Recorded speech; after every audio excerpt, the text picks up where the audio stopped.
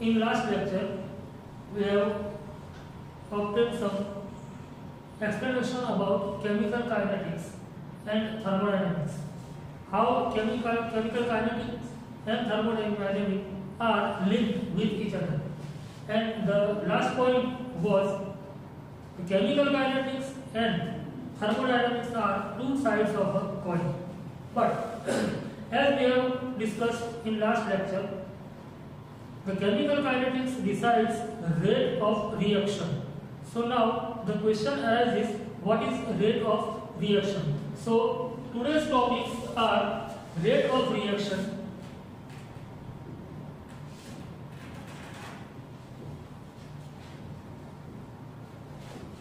and factors affecting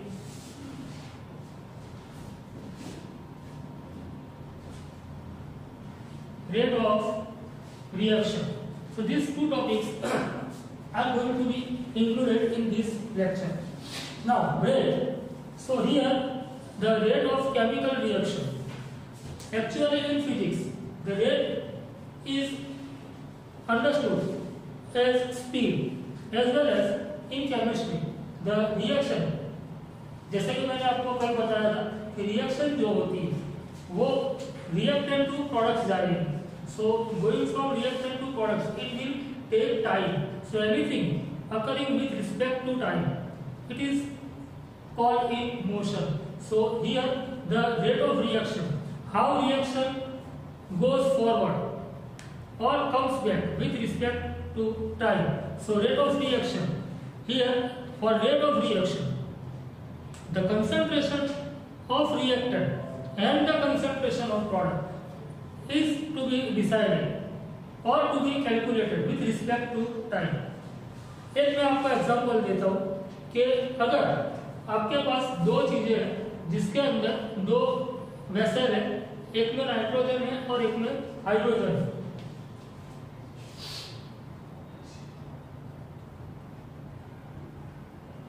So by reacting nitrogen with hydrogen, ammonia will produce. But ammonia will produce, we can say that ammonia will produce, but when? So ammonia will produce after mixing these two in each other. That is nitrogen and hydrogen, they are mixed, they will form ammonia. But before mixing, there is no ammonia, means the reaction is not occurring before mixing. So here, initially, we are going to say that initially there is no product. Initially, but initially the concentration of reactants is high. So high concentration.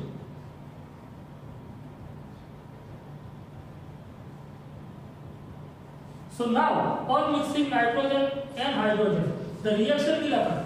Reaction will start. And production of ammonia will also start. With respect to time, the amount of ammonia will increase and that of nitrogen and hydrogen will decrease. So rate of reaction, as in physics, anything which is in motion, if it cuts some distance with time, then the rate will be distance upon time. Here the rate will be the change in concentration with respect to time. So rate of reaction becomes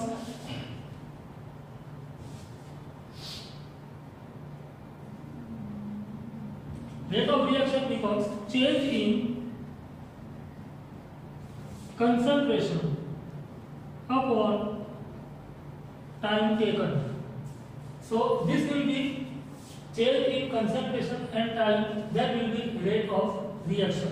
So if concentration and the products and reactants are indicated in symbols like any reaction is occurring from R to P. Here R is reactants, P is product. So reaction occurs with respect to time. Reactants are continuously converting into product, but S is initially the concentration of product is 0. So by plotting a graph, Now we are going to plot a graph. Here, this line is concentration of reactant and this line is for time. So as time increases, but here time is 0. So at 0 time, before starting of reaction, the concentration of reactant is high. The concentration of reactant is high. With time, the reaction occurs and the concentration of reactants also decrease. So with time, the concentration of reactant decreases. Here, this graph is for concentration of reactant. So now, the rate of reaction, ROR. So how the rate of reaction can be calculated? So we are taking two particular times.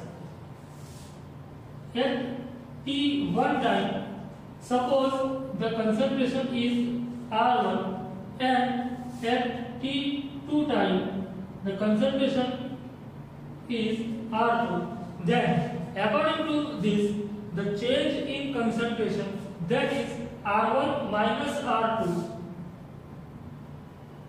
upon time taken. So T2 minus T1. So it becomes delta R upon delta T. Delta R upon delta T. So this is the expression of rate of reaction. But here this expression is for reactants.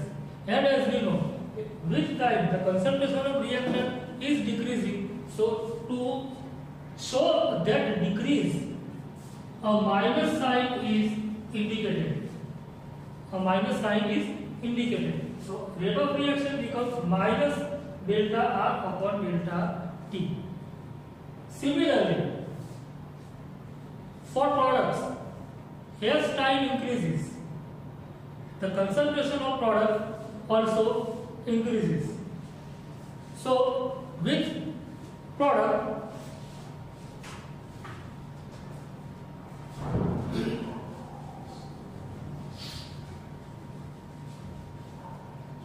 by plotting graph, now this is for concentration of product and this is for time. But initially at 0 time, the concentration of product is 0 and with time it is increasing. So with time the concentration of product is going to be increased.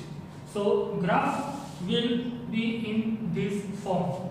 So now this is the concentration of product. Same way, again at T1 the concentration of product is P1 and at T2 the concentration of product is P2. Then the rate of reaction will be. So now change in concentration. So P2 minus P1, because the value of P2 is more and we are deciding only difference. T2 minus T1, so delta P upon delta T. The same way, concentration of product, concentration of reactant will decide the rate of reaction. Here, with time, the concentration of product is increasing. That is why a plus sign is indicated. As in reactant, when a minus sign, the negative sign shows that the concentration is decreasing. Here the plus sign shows the concentration of product is increasing. So the product and the reactants are opposingly reacting here. I mean that the rate of decreasing in concentration of reactant will always be equal to the rate of concentration of product increases. जितना reactant की concentration decrease होगी, सामने product की concentration उतनी ही increase होगी. So if अगर हम ये दोनों को एक ही ग्राफ में लाना चाहे तो भी ला सकते हैं और ये दोनों को रिलेट करना चाहे तो भी कर सकते हैं. जैसे कि R O R equals to delta R upon delta T equals to delta P upon delta T, बराबर. But here concentration of reactant decreases, so here that will be negative sign and here that will be a positive sign. So this is rate of reaction.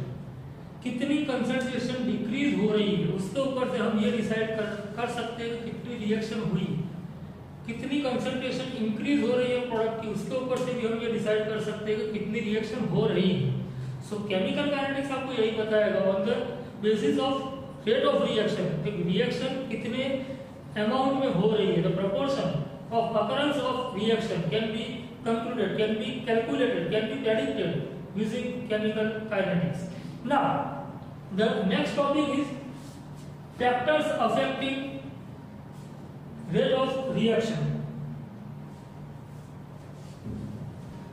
So, now we are going to discuss factors affecting rate of reaction.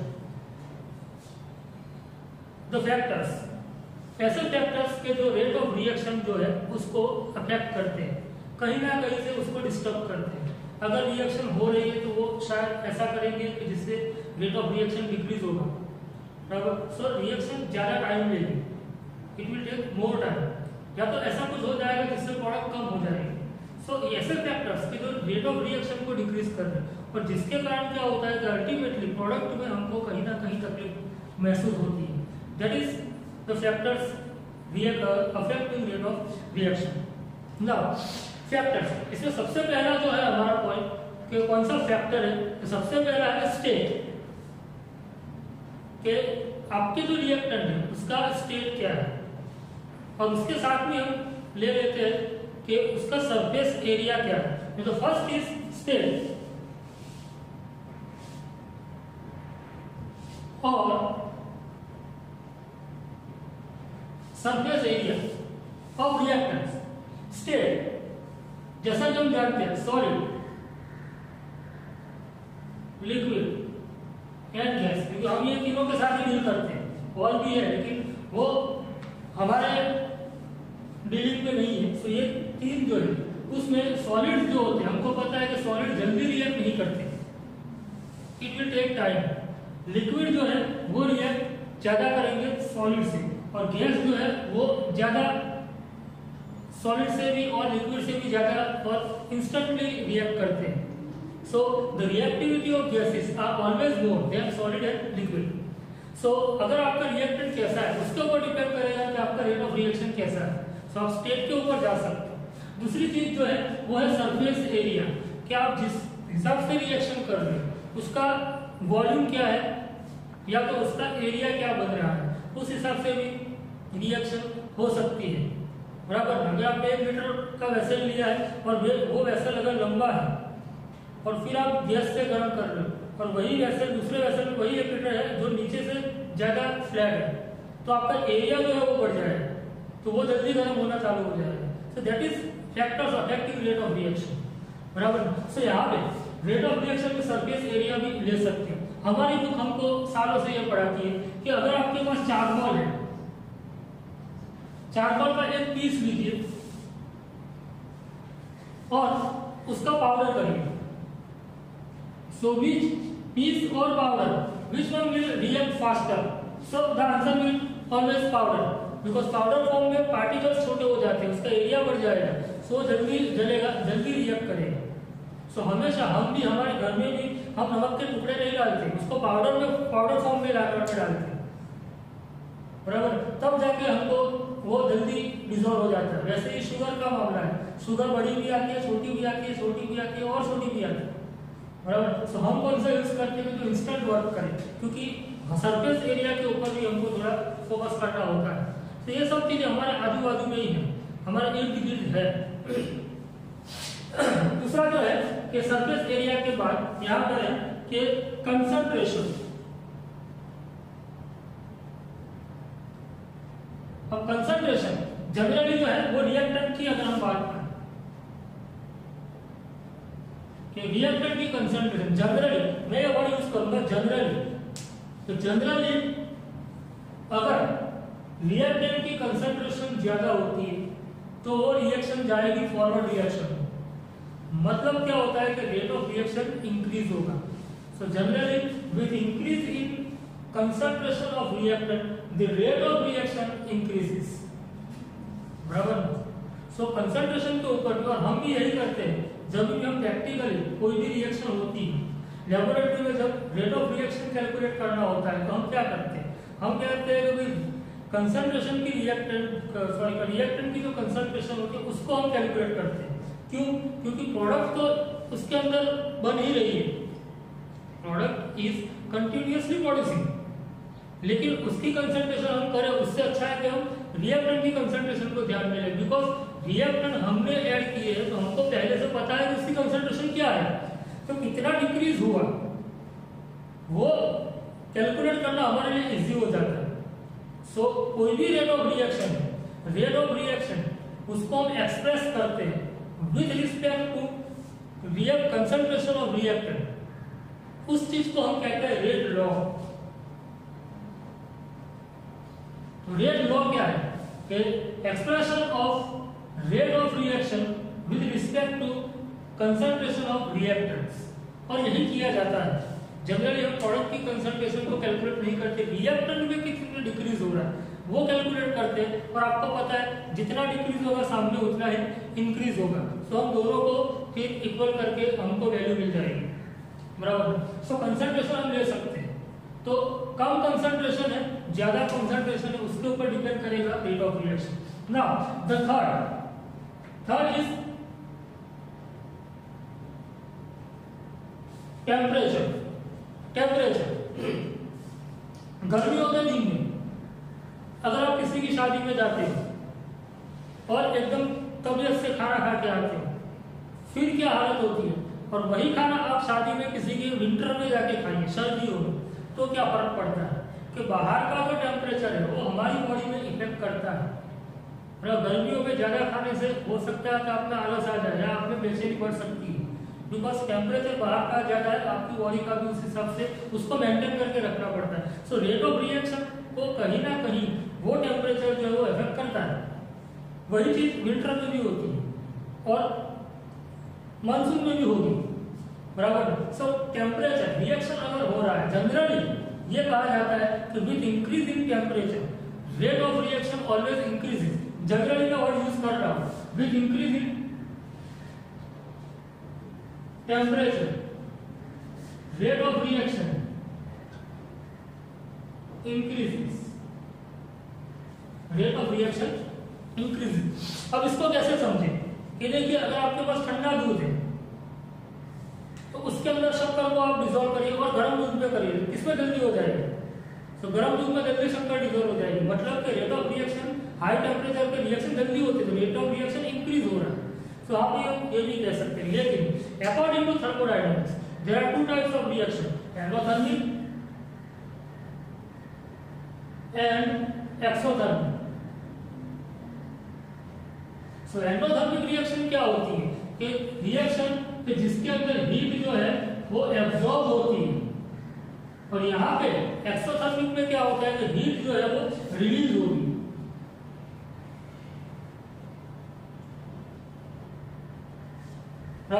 So according to chemical kinetics no doubt temperature से होता है, लेकिन अगर आपकी reaction endothermic है तो उसको heat चाहिए। So for endothermic reaction if temperature increases then rate of reaction always increases, but for exothermic reaction तो जो खुद हीट रिलीज कर रहा है तो उसके लिए decrease in temperature will be beneficial, कि आप जितना टेम्परेचर डिक्रीज करेंगे रिएक्शन बढ़ेगी, रेट ऑफ रिएक्शन बढ़ेगा साथ साथ, बराबर। तो ये चीजें आप ले सकते हो। और यहाँ पे जैसे कि आपके 11th में पढ़ा ली शैटेलियर, इसको भी याद कर सकते हो। ये सारे फैक्टर्स जो है कि केमिकल इक्विलिब्रियम में कैसे अफेक्ट करता है वो हमको उसी ने एक्सप्लेन किया है, Le Chatelier. Okay, the fourth point is pressure. Pressure is for gases, because for gaseous molecules, for gaseous substances, pressure is its concentration. Gas के लिए प्रेशर ही उसका कंसंट्रेशन। सो अगर आप प्रेशर की बात करें तो आपको गैसेस मॉलिक्यूल या गैसेस सिस्टम के ऊपर जाना पड़ेगा।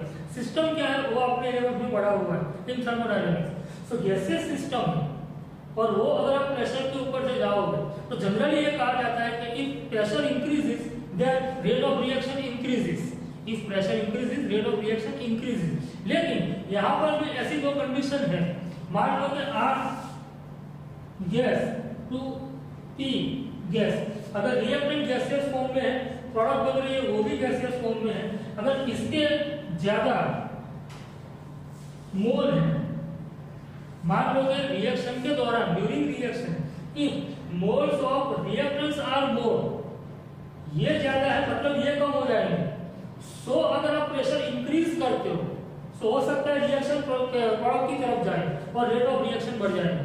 लेकिन अगर इसके मोल ज्यादा होंगे और फिर आप इसके मोल ऑलरेडी ज्यादा है बराबर, इसके कम है, सो अगर आप फिर प्रेशर देते हो तो हो सकता है कि ये जो प्रोड्यूस हुआ है वो फॉरवर्ड रिएक्शन के बदले बैकवर्ड रिएक्शन होगी, रिवर्स रिएक्शन होगी और वापस से रिएक्टेंट बन जाएंगे।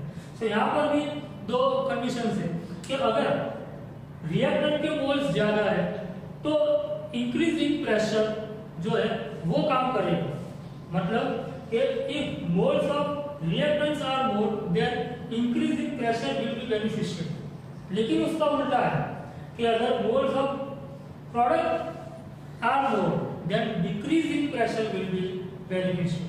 तो यहाँ पे आपको ये भी चीज ध्यान में रखनी पड़ेगी। और यहाँ पे पांचवा जो हमारा पॉइंट है वो है कैटालिस्ट।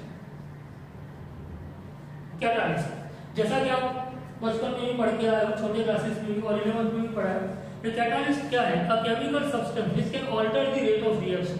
वो रेट ऑफ रिएक्शन पे अपना प्रभाव करता है, वो रेट ऑफ रिएक्शन इंक्रीज कर सकता है, बराबर। जनरली हम ये मानते चलते हैं सो कोई भी ऐसी चीज जिसको हम रिएक्शन में एक्सटर्नली ऐड करते हैं और उससे हमारी रिएक्शन का रेट जो है वो बढ़ता है, रेट बढ़ता है मतलब कि वो कम टाइम में अगर हो जाती है तो वो कैटालिस्ट हमारे लिए यूजफुल है, बराबर। सो कैटालिस्ट यहाँ पर भी यूजफुल है कि अगर कैटालिस्ट का यूज किया है तो वो भी रेट ऑफ रिएक्शन के लिए एक फैक्टर है कि जो रेट ऑफ रिएक्शन इंक्रीज कर सकता है। लेकिन कैटालिस्ट जो है जनरली वो ऐसा वर्क करता है कैसे है, तो कैटालिस्ट का मेन फंक्शन क्या है? Main function of catalyst is to decrease the energy of activation, because energy of activation किसी भी रिएक्शन की जितनी कम होगी रेट ऑफ रिएक्शन उतना ज्यादा होगा। So energy of activation decrease करने का काम कौन करेगा? कैटालिस्ट, बराबर। सो वहां पर भी आप लोग कैटालिस्ट यूज कर सकते हैं। लेकिन अगर कैटालिस्ट के साथ कैटालिस्ट के अंदर ही कोई ऐसी चीज पड़ी, कोई ऐसा सब्सटेंस है कि जो कैटालिस्ट के फंक्शन को डिस्टर्ब कर रहा है, तो उसको हम कहते हैं catalytic poison. Catalytic poison any substance, any impurity, any substance or any impurity which disturbs the functioning of catalyst is known as catalytic poison, बराबर ना। सो दो चीजें कि रेट ऑफ रिएक्शन क्या है और कौन से ऐसे फैक्टर्स हैं कि जो रेट ऑफ रिएक्शन को अफेक्ट करते हैं, ये दो चीजें के लिए ये लेक्चर था। नेक्स्ट लेक्चर के अंदर हम ये देखेंगे कि इसको हम कैसे प्रेडिक्ट कर सकते हैं आगे। सो अभी के लिए हम यहीं तक रखते हैं। Thank you.